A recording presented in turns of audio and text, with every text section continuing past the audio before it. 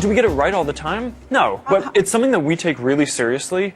And, every day we come to work and just try to do a good job on this. And yet you've got the FTC looking into it. You have members of Congress looking into it. There have been privacy groups who've lodged formal complaints. You've hired a lobbyist in Washington to deal with this. So it's a problem.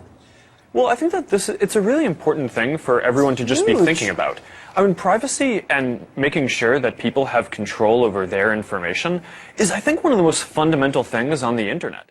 Well, that was Facebook's founder and CEO Mark Zuckerberg speaking about internet privacy on 60 Minutes this week. Just think about it, he says. It's important, but do you feel any safer?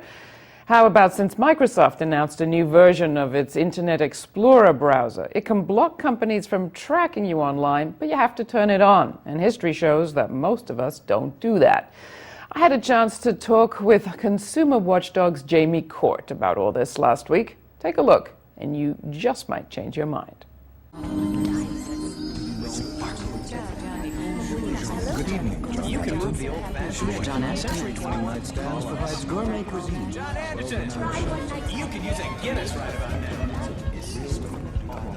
Stressed out, John Anderton. Escape from it all, Harrison. Get away, John Anderton. Forget your troubles.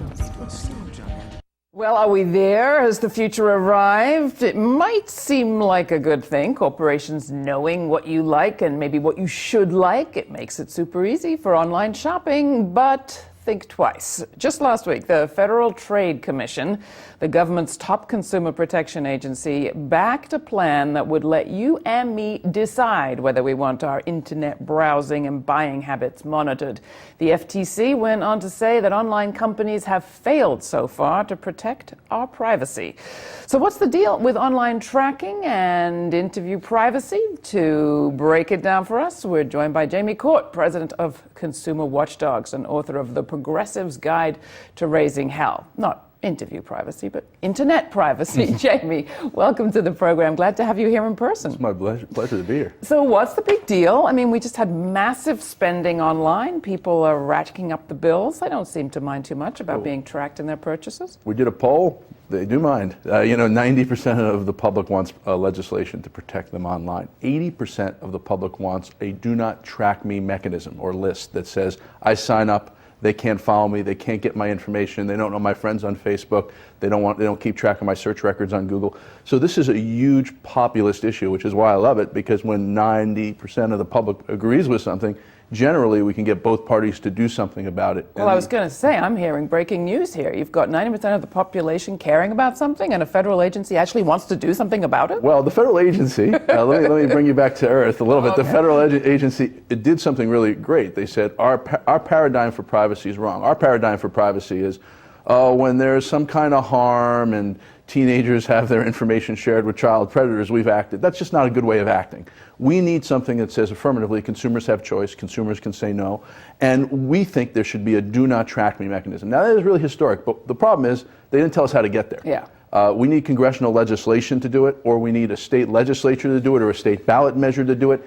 Congress has discussed the issue, actually, and both parties actually are in favor of it, but the devil's always in the details and how far those lists reach. And the other parties are, of course, those who might be regulated, and I've read the same coverage that you have. You have the businesses saying, look, we don't mind if you leave it for us to self-regulate, but if you're thinking we're going to put some big glowing red sign in the front of our browser saying, don't follow me, and make that what's the solution to this problem, that's not at all what we have in mind. Well, we had a privacy conference in Washington last week, and it was actually when they announced through the FTC there would be a do not track me list. So we discussed it all day.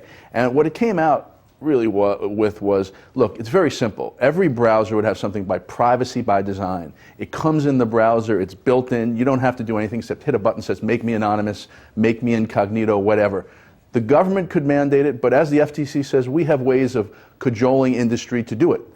And I'm not so sure that the internet companies, which are largely advertising companies, Facebook and Google make all their money out of advertising, are going to give up all the data we want to give them. However, there are some in industry that say, look, not everybody's going to say, make me anonymous, because people don't really understand the risks. And there are people in my community who say it's not good enough to let people opt out. You shouldn't be in that system in the first place. So there may be a middle ground. And polls aside, I mean, there's also an ease of function for people in letting their purchases be tracked. People like those Amazon suggested book lists that are picked out based on what they've bought before. But that's different than when you do business with a vendor who you know. That's something you'll always be able to do. It's kind of like the do not call me list. Your bank can still call you to tell you you're overdrawn, but your bank can't give that information to someone, can't give your phone number to someone else, and that someone else can't call you to sell you real estate in Tehachapi. That's the difference. So you'll be able to do businesses with the businesses you want to do business with. But you're right, the loopholes here are going to be whether or not, if you do business with Google, Google's going to be able to use your data for whatever information, because we all do business with Google. You can't get out of doing business with Google if you go online, but the principle here is if you're online, you should have the right to say no to being tracked, and companies shouldn't be able to say you can't go online if and the condition of being online is you lose your privacy. All right, well, the devil is in the details and in some of the weasel words you hear. Here's an interesting example. Matt Lauer interviewing, well, the guy from Facebook, Zuckerberg. Take a look.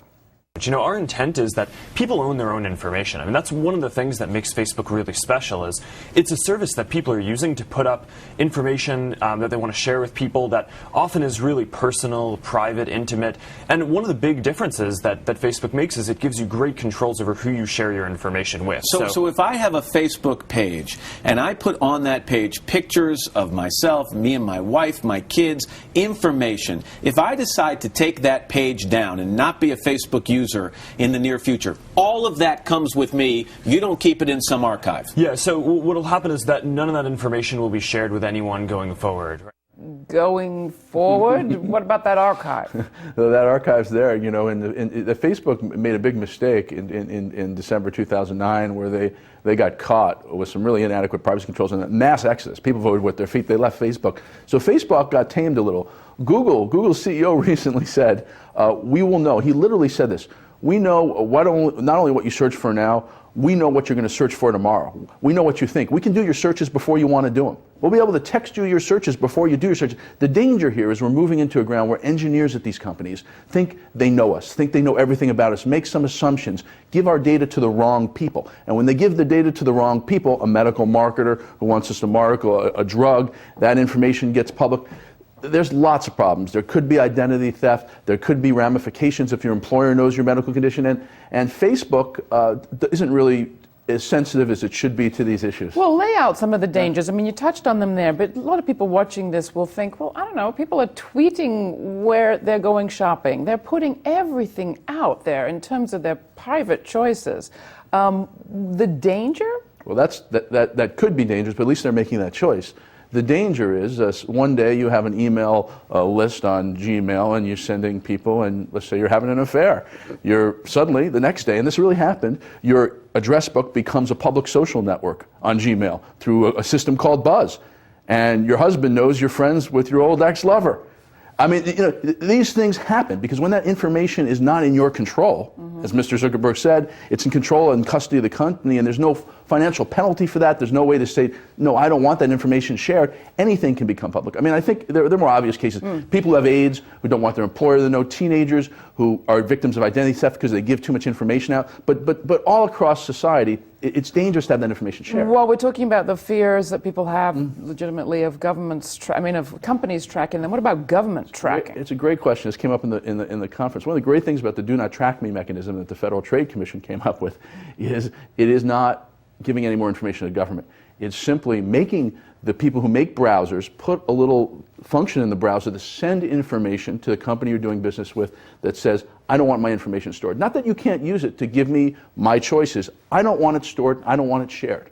And it's so simple that the companies are going to have a hard time if Congress really wants to bore down on it, making a reasonable argument that you're going to kill the internet simply because you want to stop the tracking that goes on. Jamie Court. Well, if we put your website on our website, are we going to be tracking anybody? You will not be. We will not share your information or sell your information. But our website, just like every other website, if you sign up for an email subscription, we'll send you an email. But we won't share it and we won't sell it. All right, you heard it from him, Jamie Court. We'll put a link at our site, grittv.org.